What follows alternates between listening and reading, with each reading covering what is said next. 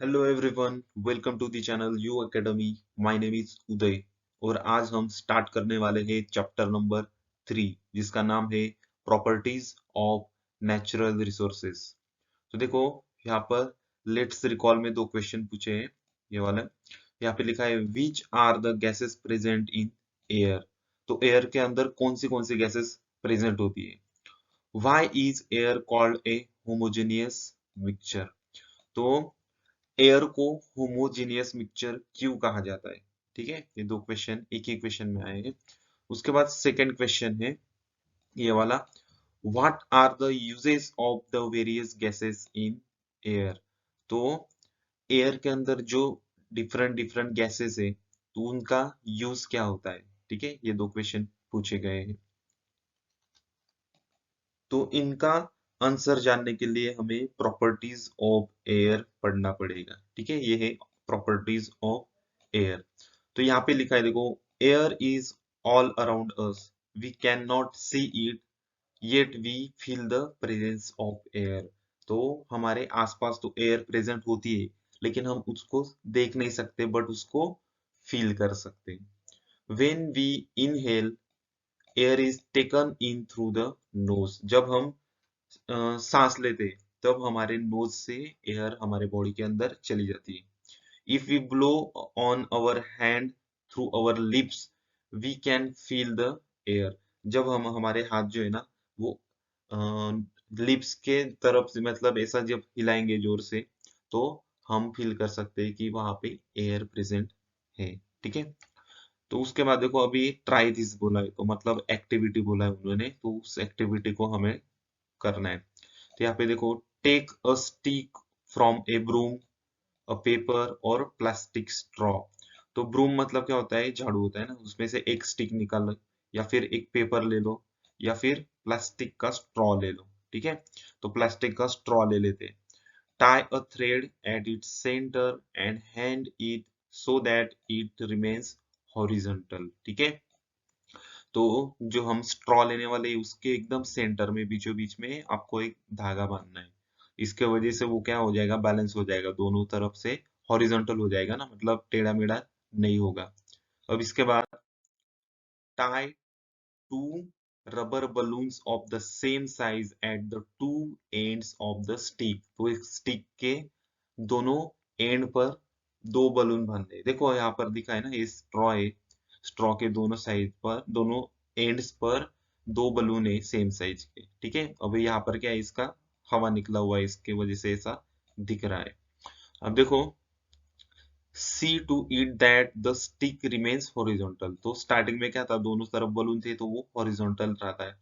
अब now remove one balloon, तो one balloon क्या करना है, रिमूव करना है। मतलब ये देखो, ये वाला बलून उन्होंने क्या कर दिया, रिमूव कर दिया। Inflate it and tie it again at original position. Does the stick remain horizontal? तो देखो, एक्टिविटी में बोला था दोनों तरफ बलून बांधो और उसके बाद वो हॉरिजॉन्टल है क्या नहीं वो चेक करो।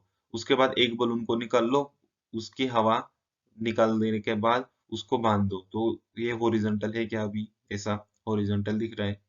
तो ये क्या हो गया, ऐसा हो गया, जिसकी तरफ वेट होगा, बलून होगा, उस तरफ झुक गया है। अब देखो, the the stick goes down on the side of the inflated balloon। तो जहां पे ये बलून फुला हुआ है ना उस तरफ झुक गया है ये स्टिक। इसका क्या मतलब क्या हो गया, this means that the air has weight. तो इसका मतलब जो एयर है, एयर के पास क्या है, वेट होता है। इसी बात का अंदाजा लगाने के लिए आपको ये प्रैक्टिकल करना जरूरी था। अब यहाँ पे लिखा है देखो, air is a mixture of gases. तो एयर क्या है, गैसेस का मिक्सचर होता है। Therefore like all other matter it has mass and weight. तो अदर मैटर्स की तरह एयर में भी मास और वेट होता है। अब देखो, एक्टिविटी नंबर 2 गिवन है, take an injection syringe without the needle, pull the piston and observe it as you do so. तो यहाँ पे देखो, ये इंजेक्शन है, आपको पता है इसको, ये पिस्टन बोलते हैं, इसको पिस्टन बोलते हैं। तो ये हम क्या करते हैं, बाहर की तरफ खींचते हैं, उसके बाद अंदर की तरफ दबा देते हैं। ठीक है, the piston can be pulled out easily. तो हम उसको बाहर खींचेंगे तो वो इजीली बाहर आ जाएगा। ठीक है, इसके वजह से बोला है वहां पर the piston can be pulled out easily. The piston then remains in that position even if you let it go. तो हम बाहर निकाल के उसको वैसा का वैसा छोड़ देंगे तो वो अंदर फिर से अपने आप नहीं जाएगा, वहां के बाहर रहेगा। Now close the inlet hole of the syringe tightly with your thumb, pull the piston and let it go। अब क्या करेंगे, ये वाला जो होल दिख रहा है सिरिंज का, इसको हम क्या करेंगे, थंब लगा देंगे। जैसे ही थंब लगाएंगे और उसके बाद उसको खींचेंगे तो क्या हो जाएगा। ठीक है, is the force required to pull out the piston more और लेस देन द बिफोर। तो पहले हम क्या कर रहे थे, उसको डायरेक्ट खींच रहे थे, लेकिन अब उसके बाद हमने क्या किया, थंब लगा दिया। तो थंब लगाने के बाद उसको खींचेंगे तो आपको ज्यादा फोर्स लगेगा या कम फोर्स लगेगा, ऐसा बोला है। Does the piston remain as it is after you let it go. तो उसको अगर हमने खींच भी लिया तो उसके बाद उसको छोड़ दिया तो वैसा का वैसा रहेगा या अपनी पोजीशन चेंज करेगा। ठीक है, तो यहाँ पे लिखा है the molecules of the gases in the air are in constant motion. तो जो एयर के या फिर गैसेस के मॉलिक्यूल होते हैं ना एयर में, तो उनके मॉलिक्यूल क्या होते हैं, कांस्टेंट मोशन में होते हैं, स्थिर होते हैं। when these molecules strike a body they create pressure on that body। this is the pressure of air that we call atmospheric pressure। तो देखो, अब उन्होंने बोला है कि यहाँ पे जो molecules of gases in the air होते हैं ना, वो कांस्टेंट मोशन में होते हैं, लेकिन जब वो किसी बॉडी के ऊपर टकराते हैं तो वो प्रेशर क्रिएट करते हैं उस बॉडी के ऊपर। उसको बोलते हैं प्रेशर ऑफ एयर और उसका ही नाम है एटमॉस्फेरिक प्रेशर। ठीक है, तो ये एक्टिविटी आपको समझ में आ गई होगी। अब इसके बाद वाला देखो, अब ये सिरिंज के बारे में उन्होंने 3 क्वेश्चन पूछे थे ना वहां पे। यहाँ पे लिखा है on pulling the piston with the inlet hole of the syringe closed more space becomes available to the air in the syringe and it becomes rarefied। तो यहाँ पे देखो, ये थंब लगाने के प्रोसेस मैंने बताया था, यहाँ पे थंब लगा दिया है और थंब लगाने के बाद अगर इस पिस्टन को हम बाहर की तरफ खींचेंगे तो यहाँ पे ज्यादा फोर्स लग रहा है ना।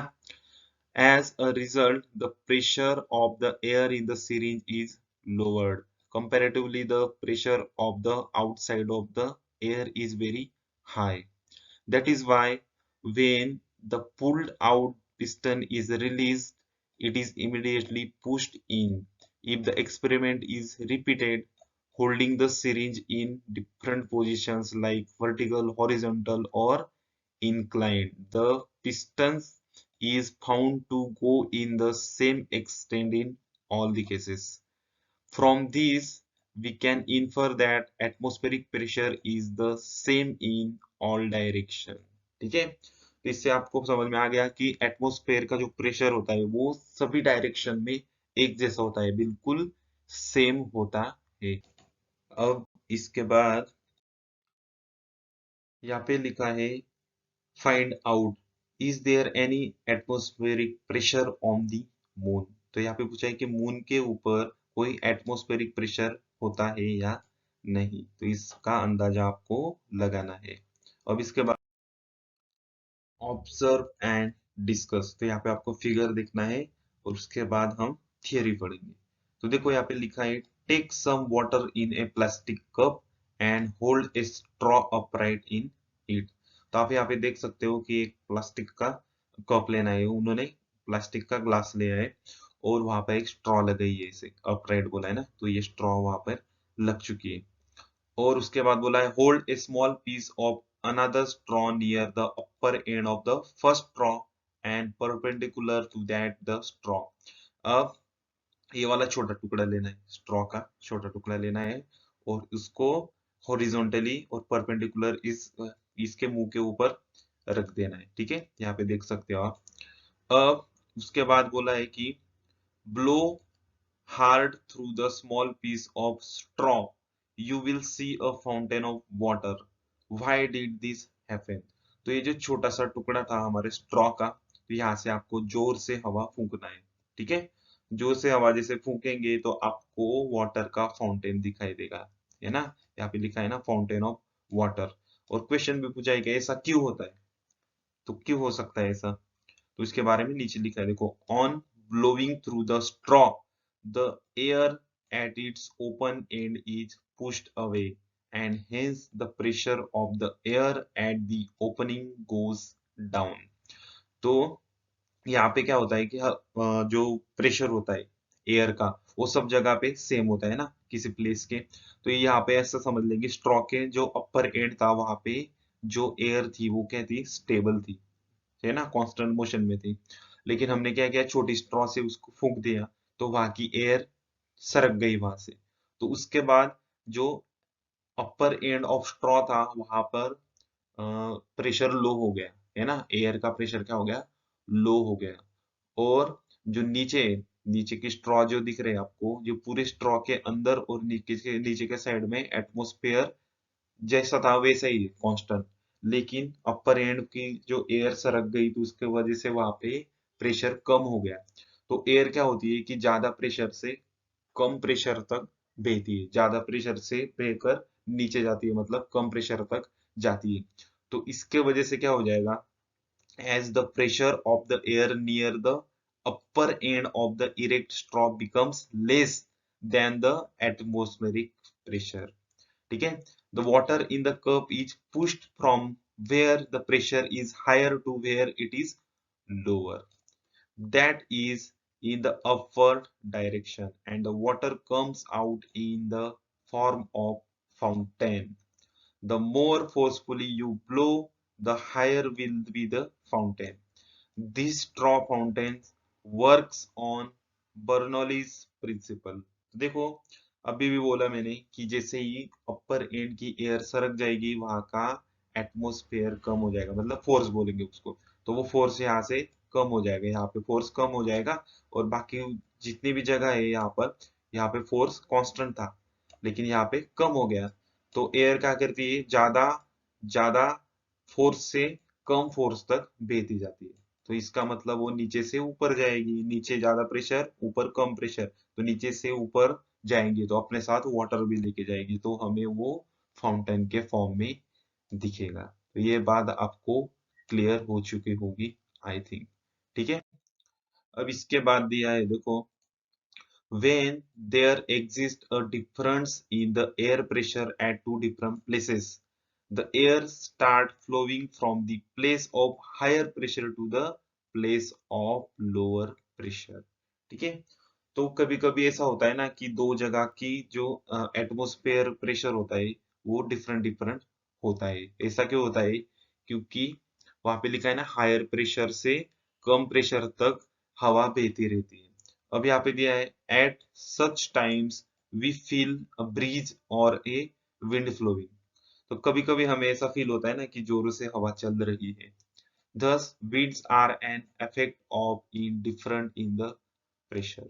You will learn more about this in the lesson called winds in geography. तो ये सब चीजें आपको डिटेल में देखने को मिलेगी, लेकिन उसके लिए आपको ज्योग्राफी पढ़ना पड़ेगा और जिसके अंदर विंड्स चैप्टर आएगा। ओके। अब देखो यहाँ पर ट्राई दिस दिया, मतलब और एक एक्टिविटी करने के लिए बोला है। आप देख सकते हो, take ice cubes in a glass up to 3/4 of its height. तो आपको एक ग्लास लेना है, देखो यहाँ पे एक ग्लास है ना, तो इसका 3/4 बोला है, मतलब 75% उसको भर देना है, ठीक है। Now observe what happens, ice cube से भर देना है और उसके बाद ऑब्जर्व करना है how did the water droplets appears on the outside of the glass. तो आपको ऐसा नजर आएगा कि ग्लास के आउटसाइड में वाटर के कुछ ड्रॉपलेट्स बोला है ना, मतलब छोटे छोटे वाटर के ड्रॉप्स दिखेंगे। Due to the ice cubes in the glass the air surrounding the glass cools down. तो ग्लास के अंदर आइस क्यूब्स थी, इसके वजह से उसके आसपास जो सराउंडिंग एयर थी वो क्या हो गई, कूल हो गई, cools down. As the water vapors in these airs cools down, it condenses and gets transferred into water. It is this water that collects on the outer surface of the glass. तो यहाँ पे उन्होंने बोला है कि जो ice में से वेपर्स निकलते हैं, तो वो वेपर्स वहां पे कलेक्ट हो जाते हैं, है ना। कलेक्ट हो जाते हैं तो वेपर्स का कन्वर्जन वाटर में हो जाता है, तो वाटर सरफेस के ऊपर इसके वजह से हमें दिखने लग जाता है। The level of humidity is different in different places. तो जो आर्द्रता होती है ना, वैसा बोलते हैं नमी, तो वो डिफरेंट जगह पे डिफरेंट डिफरेंट होती है। Similarly the humidity levels also change from time to time during the period of the single day. तो दिन के और रात के समय में भी चेंज नजर आता है, ऐसा नहीं कि डिफरेंट डिफरेंट प्लेसेस के ऊपर। The level of humidity of the air is determined by its capacity to hold water vapors। तो इसकी कैपेसिटी कैसे नापी जाती है कि वाटर वेपर्स को वो होल्ड कर सकता है, या फिर कितने ज्यादा अमाउंट में होल्ड कर सकता है, कितने कम अमाउंट में होल्ड कर सकता है। ड्यूरिंग द नाइट और एट द डाउन, मतलब नाइट और जो अर्ली मॉर्निंग बोलते हैं ना उसको, उस समय पे when the temperature of air is low its capacity to hold the vapor is less। तो जब रात को और जो अर्ली मॉर्निंग में है ना, होल्ड वाटर वेपर्स जो होल्ड करने की कैपेसिटी काफी कम हो जाती है एयर की। At such times the excess क्या कहते हैं, excess vapor is transferred into the water droplet। This is what we call dew। तो हम dew किसको बोलते हैं कि मॉर्निंग में वाटर वेपर्स को कैप्चर करने की कैपेसिटी कम हो जाती है, इसके वजह से वो क्या करते हैं कि बचे हुए जो वाटर के वेपर से वो गिर जाते हैं जमीन पे, है ना। या फिर कार आपने पार्क की होगी, बाइक पार्क की होगी, तो उसके ऊपर हमें दिखता है वाटर के फॉर्म में, तो उसको हम ड्यू बोलते हैं। क्या बोलते हैं उसको हम? ड्यू बोलते हैं। ओके, ये कॉन्सेप्ट समझ में आ गई।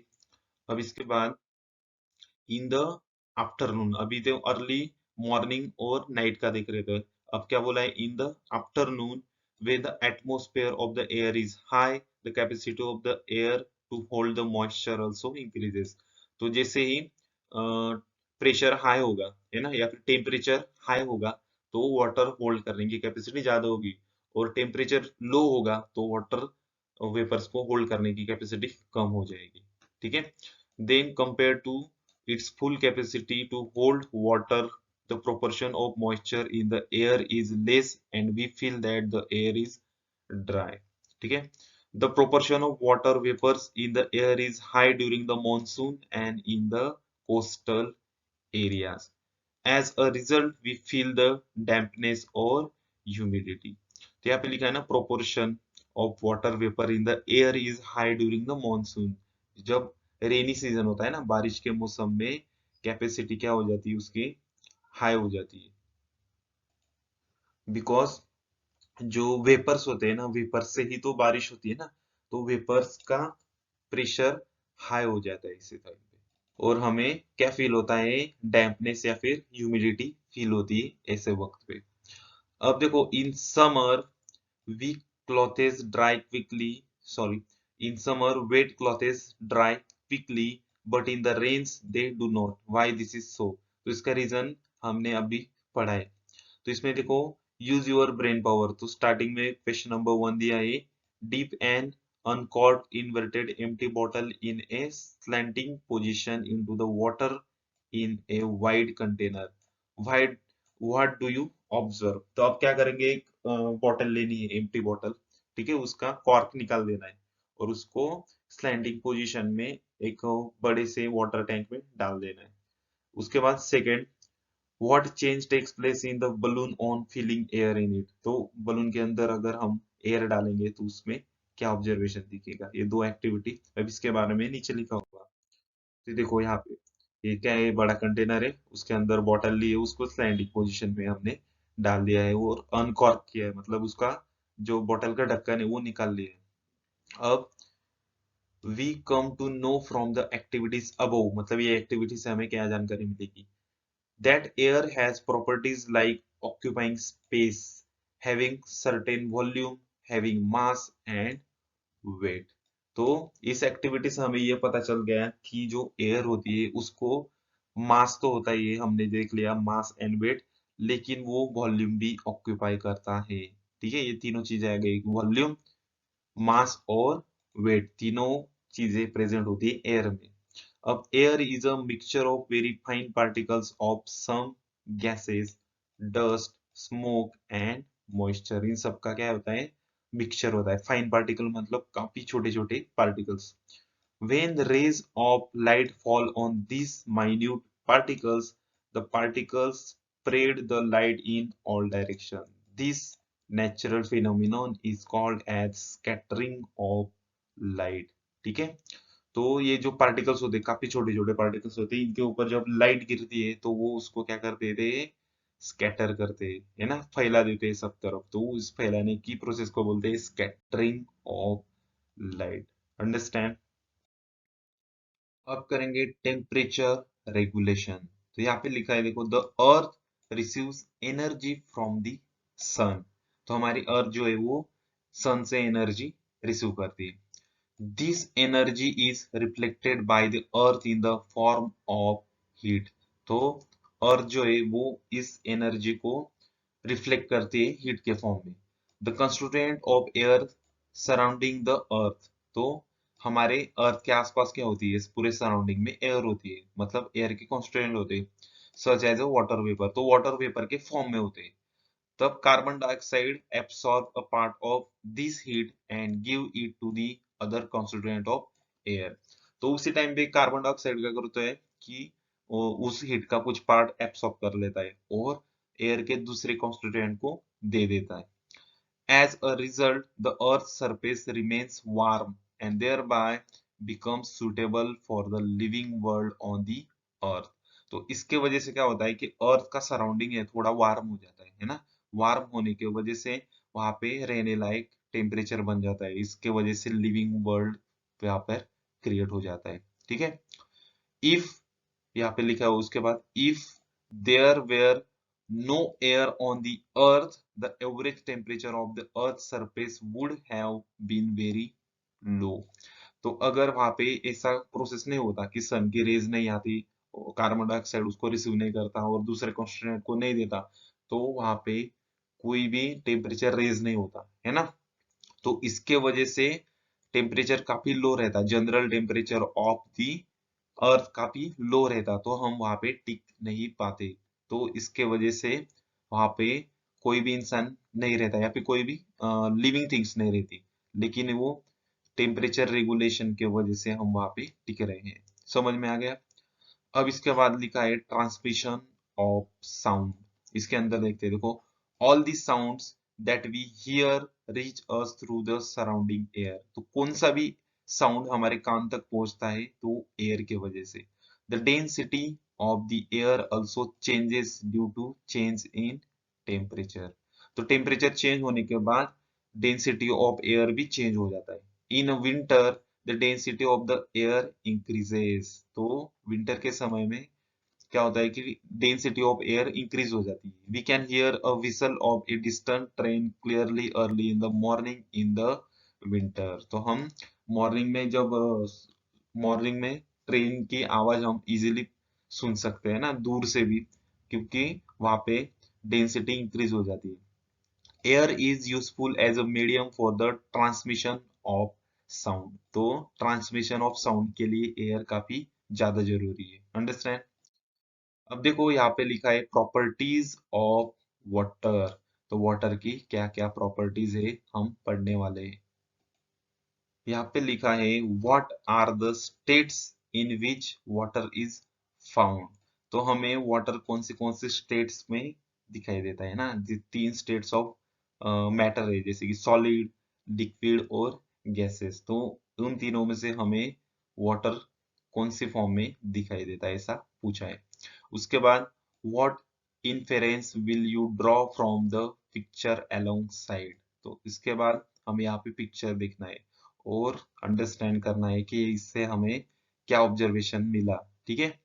यहाँ पे लिखा है देखो, water occurs in a liquid state under ordinary condition. तो वाटर हमेशा ऑर्डिनरी कंडीशन में लिक्विड फॉर्म में होता है। Water is a fluid substance, मतलब बहने वाला। Water does not have its own shape but has a volume. तो वाटर को कोई फिक्स शेप नहीं होता है, लेकिन उसको रहने के लिए वॉल्यूम लगता है, वो वॉल्यूम ऑक्यूपाई कर सकता है। It can pass through a small holes or seep through a very small gaps or cracks. तो हमें पता है कि छोटे छोटे होल्स में से भी वाटर पास हो सकता है, छोटे छोटे क्रैक्स में से भी वाटर पास हो सकता है। तो यहाँ पे देखो ये फुटबॉल है, उसको छोटे से होल किए तो वहां से भी वाटर निकल रहा है। और ये बर्तन है, उसको भी छोटे होल किए है, तब भी निकल रहा है। और ये देखो ये क्या है, नली बोलते हैं ना इसको, इसमें से भी वाटर निकल सकता है। On pouring water in an oil-cladded dish, water does not spread but forms a small round drops. Why does this happen? अब एक बर्तन लिया, सपोज उसको हमने ऑयल लगा दिया, एक बर्तन लिया, बॉयल बर्तन के अंदर ऑयल लगा दिया है, ठीक है। तो वहां पे अगर हम वाटर डालेंगे, वाटर के कुछ पार्ट डालेंगे, वाटर छोटा सा, तो वो बहेगा नहीं। तो वहां पे क्या हो जाएगा, राउंडेड ड्रॉप्स बन जाएंगे, एक बूंद बन जाएंगे वाटर के। तो ऐसा क्यों होता है, ठीक है, ऐसा क्वेश्चन पूछा है, तो इसका जवाब आप ढूंढिएगा। इसके बाद दिया है देखो, ट्राई दिस, मतलब एक्टिविटी गिवन है। तो एक्टिविटी नंबर 1 दिया है, take a plastic bottle more than half full of water. तो आधे से ज्यादा उसमें वाटर डाल देना है। Mark the water level on the bottle. तो बॉटल के ऊपर जितना वाटर लिया था उसका मार्क करना है, पेन से या पेंसिल से या फिर स्केच पेन से। Keep this bottle upright in the freezer for making ice. तो उसको खड़े के खड़े फ्रीजर में रख देना है, उसको आइस बनाना है। Open the freezer after couple of hours and observe. कुछ हवर्स के बाद उसको देखना है और ऑब्जर्वेशन करना है। You will see that water has changes into ice. ठीक है, तो कुछ हवर्स को रखने के बाद तो आइस में कन्वर्ट हो ही जाने वाला है। Note the level of the ice. तो अब क्या करना है, आइस की लेवल देखना है। पहले वाटर की लेवल को मार्क किया था, अब आइस की लेवल देखना है। You will find that the ice level is higher than the water level before freezing. तो आइस की लेवल हाई हो गई और वाटर की लेवल एज इट इज थी।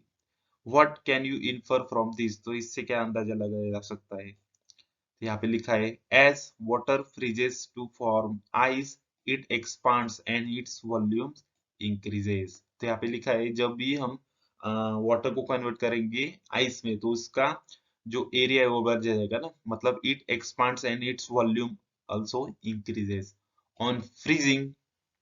How much was the increase the volume of the water? In what proportion did it increase? तो आपको question पूछा है कि कितना ये वॉल्यूम उसका बढ़ गया, या फिर कि कौन से प्रोपोर्शन में वो इंक्रीज हो गया है ना। तो ये बात है, आपको अंदाजा लगाना है। अब देखो एक्टिविटी नंबर 2 गिवन है, take a bucket of water, drop many different kinds of article in it, make separate list of the articles which sink in the water and those that float on it। अब क्या कर रहा है, bucket लेना है। तो हम structure दिखाते हैं, देखो ये बकेट लेना था, इसके अंदर डिफरेंट डिफरेंट थिंग्स को डाल देना था और वहां पे लिस्ट बनानी थी अलग अलग। तो जो अंदर डूब गए उनकी अलग लिस्ट, और जो ऊपर तैर रहे हैं ना, फ्लोटिंग कर रहे हैं, उनकी अलग लिस्ट। यहाँ पे लिखा है, why do we see the ice float on water. तो हम देख रहे हैं दूसरे कंडीशन पे, देखो अगर हमने आइस डाला तो वो ऊपर फ्लोट कर रहा है, तो ऐसा क्यों हुआ, वो आइस ऊपर क्यों तैर रहा है। तो यहाँ पे लिखा है, देखो ice is lighter than water. तो ice is lighter than water. When water freezes to form ice, it becomes lighter than the original liquid। तो जब लिक्विड और उस लिक्विड से बना हुआ आइस दोनों का कंपेयर करेंगे तो वाटर ज्यादा हेवी है। When water freezes, that is when it transforms into the solid state. Its volume increases. Therefore, the density of the ice is less than the water. That is why the ice floats on water। तो ice मतलब क्या होता है, solid form होता है। वो solid form मतलब वो ज्यादा डेंस होता है, डेंसिटी उसकी कम हो जाती है। देखो therefore the density of the ice is less than the water. Density कम हो जाती है, वॉल्यूम इंक्रीज होता है लेकिन डेंसिटी कम हो जाती है। इसके वजह से आइस जो है वो वाटर के ऊपर फ्लोटिंग करता है। तो यहाँ पे देखो डेंसिटी ऑफ वाटर दिया है, तो इसका फॉर्मूला याद रखना है। यहाँ पे देखा, density is equal to mass upon volume दिया है, मास अपॉन वॉल्यूम। और मास का यूनिट भी ध्यान में रखना है, ये क्या था, ग्राम में। देखो यहाँ पे लिखा है ना ग्राम, ठीक है। और ये क्यूबिक सेंटीमीटर है, मतलब कि सेंटीमीटर और क्यूब। यहाँ पे लिखते हो सेंटीमीटर और ऐसा क्यूब, क्यूबिक सेंटीमीटर ऐसा नाम दिया है उसको। तो मैं यहाँ पे 3 लिख रहा हूँ। और ऊपर क्या करेंगे GM मतलब कि ग्राम। ठीक है, अच्छे से देख लेना आप नीचे, ये ग्राम है और अपन centimetre cube, mass upon volume, ये डेंसिटी आपको पूछ सकते हैं। अब देखो यहाँ पर दिया है एनोमिलस बिहेवियर ऑफ वाटर। तो एनोमिलस मतलब विपरीत रूल, मतलब कोई रूल होगा तो उसका कोई अपोज कर रहा होगा ना वाटर, तो उसको हम देख लेंगे। देखो अभी यहाँ पे लिखा है कि usually with the temperature of the substance is lowered। ठीक है, टेम्परेचर लो हो जाता है, its density increases as the volume decreases। तो जब भी टेम्परेचर लो हो जाता है तो डेंसिटी इंक्रीज होती है और वॉल्यूम डिक्रीज हो जाता है। But water is an exception of this rule, मतलब कि ऐसे कंडीशन में वाटर उल्टा हो जाता है ना। तो डेंसिटी डिक्रीज होती है वाटर की और वॉल्यूम इंक्रीज हो जाता है। तो सब चीजों में क्या होगा कि जब भी टेम्परेचर कम होगा तो डेंसिटी इंक्रीज होगी, लेकिन वाटर में डेंसिटी डिक्रीज होगी। और सब में वो वॉल्यूम डिक्रीज होगा लेकिन वाटर में इंक्रीज होगा। ठीक है, ये है एनोमेलस बिहेवियर ऑफ वाटर। अब देखो फोर्थ नंबर दिया है, keep a glass full of water in the freezer for 5 to 10 minutes. तो आपको ग्लास लेना है वाटर का और उसको फ्रीजर में 5 to 10 मिनट्स रख देना है। Then take it out and observe it carefully. तो उसको निकाल के केयरफुली ऑब्जर्वेशन करना है। From which part in the glass does the water start freezing. तो वाटर में जो ग्लास में जो वाटर है उसका कौन सा पार्ट स्टार्ट हुआ फ्रीजिंग का। ठीक है, स्टार्टिंग में कौन सा पार्ट फ्रीजिंग का हो गया। The density of water is peculiar. ठीक है, इसका मतलब कि अजीब, पेक्युलायर मतलब अजीब, तो उसकी डेंसिटी क्या होगी, अजीब चेंजेस हो गए उसमें।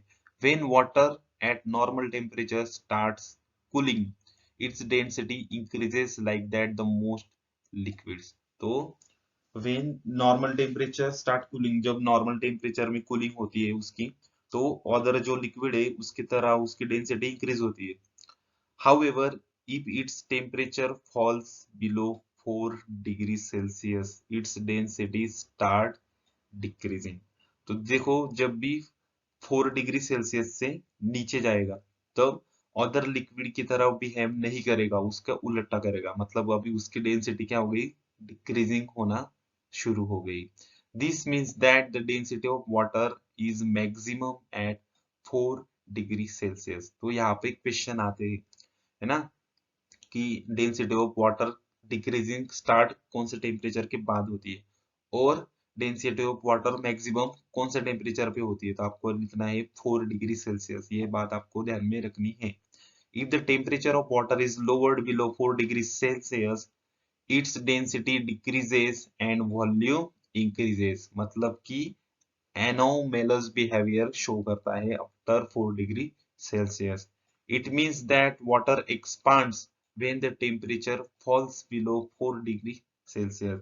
तो 4 डिग्री सेल्सियस के नीचे जाएंगे तो वाटर अपना टेम्परेचर टेम्परेचर नीचे जाता है तो वाटर एक्सपांड हो जाता है। ठीक है, this is called the anomalous behaviour of water, मतलब कि जो नियम है उसके विपरीत अपना कैरेक्टर शो करना, उसको बोलते हैं एनामेलस बिहेवियर। तो यहाँ पे वही बन रहा है ना, जो बाकी लिक्विड में जो काम हो रहा है वो वाटर में नहीं हो रहा है, उसका विपरीत मतलब उसका उल्टा हो रहा है, उसको बोलते हैं एनोमेलस बिहेवियर। ठीक है, तो 4 डिग्री सेल्सियस आपको ध्यान में रखना है। अब यहाँ पे लिखा है यूज योर ब्रेन पावर। ठीक है, तो यहाँ पे लिखा है देखो, in cold countries how do aquatic animals remains alive even after the reverse और लेक्स फ्रीज इन विंटर। तो जो कोल्ड कंट्री है वहां पे विंटर सीजन में जो नदियां है वो क्या हो जाती है, बर्फ हो जाती है बिल्कुल। तो वहां पे जो एक्वेटिक फिश एनिमल्स रहते हैं, जो एक्वेटिक में रहते हैं, वो कैसे जिंदा रहते हैं, तो उसके बारे में यहाँ पे एक्सप्लेनेशन किया होगा। तो यहाँ पे ट्राई दिस बोला है, तो इसका मतलब हमें एक्टिविटी करनी है। Take 2 big glasses of water. तो बिग ग्लासेस लेना है, उनमें वाटर डाल देना है। Add 4 to 5 spoonfuls of salt to the water in one glass and dissolve it completely। तो दोनों में से एक ग्लास में 4 से 5 स्पून सॉल्ट लेना है और उसको completely डिसॉल्व कर देना है। Now place a potato in the water in second glass. तो दूसरे ग्लास में आपको पोटैटो डालना है।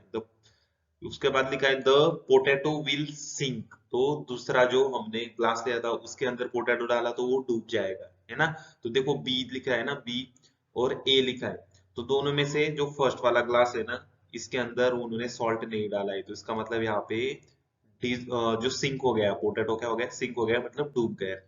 अब सेकंड देखो, take out the potato from that glass and put it in the salt water and observe. तो अभी इसको हाथ से निकालना है और सॉल्ट वाटर में डाल देना है। The density of water in the glass is greater due to the dissolved salt. तो बी में जो हमने सॉल्ट डाला था उस सॉल्ट के वजह से वाटर की डेंसिटी ग्रेट हो गई, ज्यादा हो गई, इंक्रीज हो गई, इसके वजह से, सॉल्ट के वजह से। The potato floats in that water because of the increased density. जैसे ही वाटर की इंक्रीज डेंसिटी हुई, ठीक है, इंक्रीज डेंसिटी हो गई, तो उसके वजह से पोटैटो फ्लोट कर रहा है, मतलब ऊपर क्या कर रहा है, वो तैर रहा है। Why is it easier to swim in the sea than in whale or lake? तो वहां पे क्वेश्चन पूछा है ना, तो जो सी होता है वहां पे हम इजीली स्विम कर सकते हैं, लेकिन लेक और वेल में हम इजीली स्विम नहीं कर सकते। इसके पीछे क्या कारण है, क्या रीजन है, ये यहाँ पर गिवन है। क्योंकि सी में क्या होता है, सॉल्ट होता है ना, सॉल्टी वाटर होता है, ज्यादा से ज्यादा सॉल्ट्स वहां पे होते हैं, इसके वजह से उसकी डेंसिटी बढ़ जाती है और हम वहां पे इजिली स्विम कर सकते हैं। लेकिन लेक और वेल में इतने ज्यादा सॉल्ट नहीं होते, इसके वजह से हम वहां पे इजिली सिंक नहीं कर सकते, सॉरी सिंक बोल रहा हूँ मैं, स्विम नहीं कर सकते। अब यहाँ पे लिखा देखो, in the above activity the salt dissolves in the water in the glass, that is it disappears, ठीक है। तो जब भी हम सॉल्ट को वाटर में डालेंगे वो डिसअपियर हो जाएगा, कंप्लीटली गायब हो जाएगा। What happens when it disappears like this. तो डिसअपियर होने का कारण क्या है, क्यों होता है ऐसा, ठीक है। When the salt dissolves in water, its particles spread in water। तो उसके पार्टिकल क्या हो जाते, फैल जाते, स्प्रेड हो जाते पूरे वाटर में। Slowly they become smaller and smaller। धीरे धीरे काफी स्मॉल हो जाते। Ultimately they become so small that they cannot be seen। That is, they mix completely with water। This is called as dissolving। तो हमें क्यों नहीं दिखाई देता है, कहाँ पे डिसअपियर हो जाता है या फिर गायब हो जाता है, क्योंकि उसके पार्टिकल काफी काफी काफी स्मॉल हो जाते हैं, इसके वजह से हम उसको देख नहीं सकते। इस प्रोसेस को बोलते हैं डिसॉल्विंग, करेक्ट। अब इसके बाद वाला टॉपिक देखेंगे। यहाँ पे देखो, अभी हमने जो तीन चीजें देखी उसमें से सॉल्यूट, सॉल्वेंट और सॉल्यूशन, ऐसे तीन चीजें निकल आई। तो सॉल्यूट के बारे में देखते हैं। देखो, द सब्सटेंस दैट डिजोल्व्स, कौन से सब्सटेंस को हमने वाटर में डिजोल्व किया था उसको बोलते हैं सॉल्यूट। तो हमने क्या किया था, सॉल्ट को डिजोल्व किया था। क्या किया था, सॉल्ट को डिजोल्व किया था। तो मैं इसको राउंड कर देता हूँ, सॉल्ट, ये क्या हो गया फिर, सॉल्यूट हो गया। क्या हो गया ये, सॉल्यूट। अब इसके बाद देखेंगे सॉल्वेंट, ठीक है। सॉल्वेंट मतलब the substance in which the solute dissolves, मतलब हमने वाटर के अंदर सॉल्ट डाला था, तो जिसके अंदर हम डालेंगे उसको सॉल्वेंट बोलते हैं। तो इसका मतलब देखो, वाटर में डाला था हमने तो उसको सॉल्वेंट बोलेंगे। तो सॉल्ट को डाला था वाटर के अंदर, तो जिसको डालेंगे वो होगा सॉल्यूट, और जिसके अंदर डालेंगे वो होगा सॉल्यूशन, सॉल्वेंट, सॉरी। हाँ, अब सॉल्यूशन, सॉल्यूशन में क्या आएगा, what we get when solute dissolves in the solvent. तो दोनों का मिक्सचर जो हो जाएगा उसको बोलेंगे सॉल्यूशन, ठीक है। तो स्टार्टिंग में यहाँ पे लिख देता हूं मैं, सॉल्यूट, सॉल्यूट मतलब जिसको डालेंगे, ठीक है, जिसको डालेंगे वो क्या होगा, सॉल्ट हो जाएगा, ठीक है। ये क्या होगा, सॉल्ट, मतलब जिसको हम ऐड करेंगे। दूसरी चीज क्या थी, जिसके अंदर डालेंगे उसको बोलेंगे सॉल्वेंट। क्या बोलेंगे उसको, सॉल्वेंट। ऐसा शॉर्टकट में लिख देता हूँ, सॉल्वेंट। और दोनों का प्लस करेंगे, एडिशन करेंगे, तो वो क्या हो जाएगा, सॉल्यूशन। तो यहाँ पे लिखा है ना सॉल्यूशन। तो ये बात आपको आएगा ही आएगा, इसमें से क्वेश्चन आपको एग्जांपल दिया जाएगा, उसमें से ढूंढना पड़ेगा सॉल्यूट कौन सा है, सॉल्वेंट कौन सा है, और सॉल्यूशन किसको बोलेंगे, करेक्ट।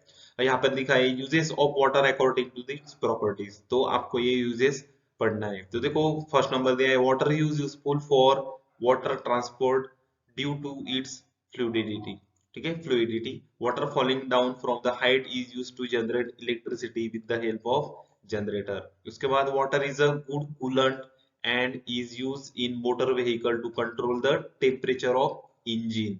उसके बाद many substances are soluble in water. Water is universal solvent. Water is used as a solvent in factories, laboratories, foodstuffs, and in various types of biological processes occurring in the body, such as digestion or excretion, etc. Water is useful for cleaning purposes such as a bathing, washing clothes, etc. Okay, अब इसके बाद दिया है soil. ठीक है, अभी हम water, air, अभी सॉइल। स्टार्टिंग में दिया है what is mean by soil, how is soil form, what are the ingredients of soil. ठीक है, इसके बारे में नीचे लिखा होगा। तो स्टार्ट करते हैं प्रॉपर्टीज ऑफ सॉइल से। ठीक है, प्रॉपर्टीज ऑफ सॉइल यहाँ पे दिखाई, देखो colour is an important property of soil. तो सॉइल की काफी इंपॉर्टेंट प्रॉपर्टी है colour. The soil the soil gets its colour as a result of several processes. तो उसका सॉइल का कलर काफी अलग अलग प्रोसेस से उसको मिलता है। The colours of soil near land surface is darker then the colour the lower layer. तो लैंड जो होती है वो लेयर होता है, तो अपर जो पार्ट होता है वो क्या होता है, डार्क कलर का होता है, और जो नीचे वाला पार्ट होता है वो लाइट कलर होता है। ठीक है, सॉइल में भी different colours such as a black, red, copper, yellow and grey. तो उसमें भी पूछ सकते हैं कि सॉइल के कौन से कलर है। उसमें ब्लैक, रेड, येलो, ग्रे ये कॉमन है, और इसमें एक नया है कॉपर कलर। ठीक है, इसके बाद the colours of soil are useful for its classification. तो उसके कलर से हम क्लासिफिकेशन कर सकते हैं। यहाँ पे लिखा है देखो, besides they are indirectly useful in the indicating several properties of land. In this way, the properties of the soil, such as fertility, drainage of water, capacity to hold water, become clear from its color. तो ये सब जो property है वो colour से clear होती है। The colour of the soil depends upon its texture and its organic ingredients as well as on a chemical ingredients like iron and lime. तो ये सब चीजें सॉइल के अंदर अगर होगी तो हम उसका क्लासिफिकेशन इजीली कर सकते। तो क्लासिफिकेशन के लिए प्रोसेस दिए है ना, तो यहाँ पे देखो एपरेटिस लेना है, तो एपरेटिस में क्या आएगा, 3 मेजरिंग सिलेंडर्स, ये हो गया 1 2 3 एबीसी नाम दे दिए। 3 ग्लास फनेल्स, ये उसको ऊपर लिखे है ना, ये देखो उल्टे वाई शेप में दिख रहे हैं ना, ये क्या है, फनेल है ग्लास के। उसके बाद 3 फिल्टर पेपर लेने हैं, तो उसके अंदर ही लगा दिए उन्होंने पेपर्स को। वाटर डालना है उसके अंदर। उसके बाद फाइन सैंड लेनी है। उसके बाद कोर्स सैंड, दोनों टाइप की सैंड लेनी है। उसके बाद सॉइल लेने हैं from an earthen pot use for growing plants etcetera. ये सब एपरेटस आपको लेने हैं, और प्रोसीडर क्या करने हैं, fit cones of the filter paper in the glass funnel, जैसे कि दिख रहा है। Fill the cones with equal quantities of a sand, b sandy soil and third clay. तो आपको 3 चीजें डालनी है, ए में डालना है सैंड, बी में डालना है सैंडी सॉइल, और थर्ड में डालना है clay. Place the funnels on the measuring cylinder. तो फनेल को मेजरिंग सिलेंडर के ऊपर रख देना है, जैसे कि यहाँ पे दिख रहा है। Pour 1 test tube of water into each of the funnels. Observe how much water is collected in each measuring cylinder. What inference will you draw from this? तो हर तीनों की चीजों में ना इक्वल अमाउंट ऑफ वाटर डालना है, और उसके बाद ऑब्जर्वेशन करना है कि कहाँ पे ज्यादा कलेक्शन हुआ है। तो देखो ए में तो जो कलेक्शन हुआ है, बी में उससे थोड़ा कम हुआ है, और सी में उससे और ज्यादा कम हुआ है। तो इससे हम अंदाजा लगा सकते हैं ना कि वाटर को ऑब्जर्व या फिर एब्सॉर्ब करके रखने की क्षमता कौन सी वाली मिट्टी में है ना। तो स्टार्टिंग में आया है ए में सैंड, सेकंड में सैंडी ऑयल, और थर्ड में सिर्फ क्ले डाला है ना। अब देखो सॉइल टेक्सचर है, सॉइल का टेक्सचर कैसा होता है, यहाँ पे आप फिगर देख सकते हैं, सैंडी सॉइल, सिल्ट सॉइल और क्ले सॉइल। तो यहाँ पे देखो soil contains particles of different sizes. The texture of the oil is determined by the proportion of particles of the various sizes in it. तो उसका proportion कैसा होता है कि उसमें various size के particles depend होते हैं ना। Following are the types of soil on the basis of its texture. तो texture के ऊपर उसका classification किया है। तो starting में आया है sandy soil. The proportion of sand, मतलब कि sand होता है ना, रेती बोलते हैं उसके, that is large particle is high in sandy oil. water drains rapidly through the sandy soil, it is easy to plug this soil। तो यहाँ पे क्या होता है, सैंड का अमाउंट ज्यादा होता है, रेती जो होती है ना, रेती बोलते हैं उसका, रेत, तो रेत ज्यादा अमाउंट में होते हैं तो वाटर होल्ड कर ही नहीं सकता है ना वो, but it is less fertile, इसके वजह से यहाँ पे कम फसल उगा सकते हैं हम, क्योंकि ये वाटर को पकड़ ही नहीं सकता। This is because the particle of sandy soils are made of mineral called silicon dioxide, that is quartz। तो इसके जो पार्टिकल है वो क्वार्ट्ज से बने हुए, उसको बोलते हैं silicon dioxide. These particles do not dissolve in water and therefore the soil has a very little capacity to supply nutrients। तो ये वाटर को होल्ड ही नहीं कर सकता, देखो, और डिसॉल्व भी नहीं होता उसमें, इसके वजह से इसकी जो कैपेसिटी है वाटर को होल्ड करने की वो कम है, और इसके वजह से वो न्यूट्रिशन भी सप्लाई नहीं कर सकता क्रॉप्स को। उसके बाद दिया है सिल्ट सॉइल, दिया है the particles of the silt soil are medium size. इसमें क्या थे, लार्ज थे, इसमें मीडियम है। Silt soil is not as ploughable as the sandy soil, तो मतलब उसके इतना प्लगेबल नहीं है, ठीक है। मतलब कि प्लगेबल मतलब उसमें हम हल नहीं चला सकते, उसमें हम खेती नहीं कर सकते, उसकी कैपेसिटी खेती करने की। However it is much more ploughable than the clay soil, ठीक है। ये क्या होता है, क्ले सॉइल से भी ज्यादा प्लगेबल होता है। This soil contains a large proportion of organic material, its capacity to supply nutrients is much greater. Silt soil is also called as sedimentary soil, मतलब सिल्ट सॉइल काफी काम में आती है। अब देखो क्ले सॉइल बोला है, क्ले सॉइल को क्या बोलते हैं, in this soil the proportion of small particles is maximum. तो स्टार्टिंग में ज्यादा लार्ज पार्टिकल थे सैंडी में, सिल्ट में मीडियम थे, और क्ले में काफी छोटे पार्टिकल होते। The particle of clay soil feel smooth to touch, clay soil has high water holding capacity. तो देखा आपने, जो तीन कंटेनर थे वो इसी क्रम में आए थे, सैंडी में, सिल्ट में और क्ले में। तो सबसे ज्यादा water holding capacity clay soil में होती है, अंडरस्टैंड। अब इसके बाद यूज योर ब्रेन पावर, तो यहाँ पे लिखा है देखो, why it is difficult to plough clay soil, ठीक है। उसके बाद why it is easy to plough sandy soil, what is the water holding capacity of the silt soil, and which soil is suitable for cultivation and why. तो यहाँ पे soil structure given है, तो soil structure में देखते हैं हम क्या है। The structure of soil depends upon the different shapes of the particles in it। तो उसका स्ट्रक्चर डिपेंड है कि उसके अंदर जो पार्टिकल है उसका शेप कैसा है। Soil occurs in the form of columnar, laminar, granular as well as block shaped structure। तो उसके स्ट्रक्चर का नाम है columnar, laminar, granular या फिर block shaped structure। आप यहाँ पे देख सकते हो उनके नाम, ठीक है। columnar, उसके बाद ये laminar, उसके बाद एक ग्रेनुलर, और यहाँ पे क्या बोला है, ब्लॉक शेप, ओके। इसके बाद uses uses of soil, soil के यूजेस हमें पता है, लेकिन यहाँ पे लिखा है देखो, one, plant conservation, to help plants grow, plant को ग्रो करने के लिए सॉइल की जरूरत होती है। उसके बाद वाटर कंजर्वेशन, ठीक है, soil holds water, as a result by means of bunds and lakes we can get water for the throughout the year। तो हम लेक्स या फिर बांध जो होते हैं ना, वो बांध सकते हो, वहां पे वाटर को होल्ड कर सकते हैं ना। उसके बाद प्लास्टिसिटी, ठीक है, soil can be given any required shape, मतलब कौन से भी शेप पे उसको मोड़ सकते हैं, उसको प्लास्टिसिटी बोलते हैं। This property of soil is called plasticity because of its plasticity we can use it to make articles of variety of shapes।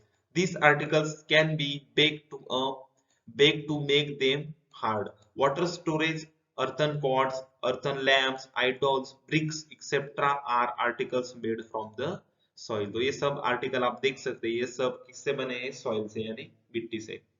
अभी क्या बोला है कि some useful types of soil, तो उसमें चाइना क्ले बोलेंगे, है ना, चाइना मिट्टी बोलते हैं ना उसको, kaolin. It is a white in colour, it is used to make crockery, bathroom tiles, tanks, laboratory apparatus, masks, jars etcetera, ये सब चीजें हम चाइना की मिट्टी से बना सकते हैं। उसके बाद शैडो सॉइल, शैडो माटी आपको पता ही होगा, शैडो की मिट्टी, it is whitish in colour, it is used for making statues and idols, ठीक है। शाडू की मिट्टी से हम बनाते हैं ना, जैसे कि अभी गणेश चतुर्थी होती, तो गणेश चतुर्थी में गणेश की मूर्ति बना दे शाडू के सॉइल से। अब इसके बाद दिया है some useful types of soil, इसमें हमने दो देख लिए हैं, अभी थर्ड वाला है terracotta soil. Terracotta soil, this soil is red in colour, ये रेड कलर की होती है। Decorative articles and pots used for growing plants are made from this soil. तो जब भी हम पॉट देखते हैं जिसमें हम कुछ भी प्लांट्स लगाते हैं तो वो इस सॉइल से बने होते हैं क्योंकि इसका रेड कलर होता है। और लास्ट में आया है मुल्तानी सॉइल, तो यह सबको पता है मुल्तान की मिट्टी सब लोग खाते भी हैं, उसको चेहरे पे लगाते भी है। This soil is used in cosmetics. Okay, इतना समझ में आ गया आपको। अब हम करेंगे सॉइल टेस्टिंग, ठीक है। तो सॉइल टेस्टिंग में लिखा है the proportions of the various ingredients of soil can be determined by soil testing. तो उसके अंदर कौन से इंग्रेडिएंट्स है हम उसको सॉइल टेस्टिंग से बता सकते हैं। During soil testing the soil is examined for colour, texture and the proportion of organic matter in it. Soil is tested to find out if there is a deficiency of any ingredients and to decide what measures should be taken to remove the deficiency। तो देखो soil testing से हम बता सकते हैं कि उसके अंदर कौन से इंग्रेडिएंट की कमी है। अगर उस कमी को हम पूरा कर सकेंगे इसके वजह से हम उसका टेस्टिंग कर दें। The soil sample collected for testing is dried in an open space in the shade of 8 to 10 days। तो हम क्या करेंगे, सॉइल लेंगे उसको ओपन स्पेस में 8 to 10 डेज तक सुखाएंगे। It is then shifted through a sieve, ठीक है।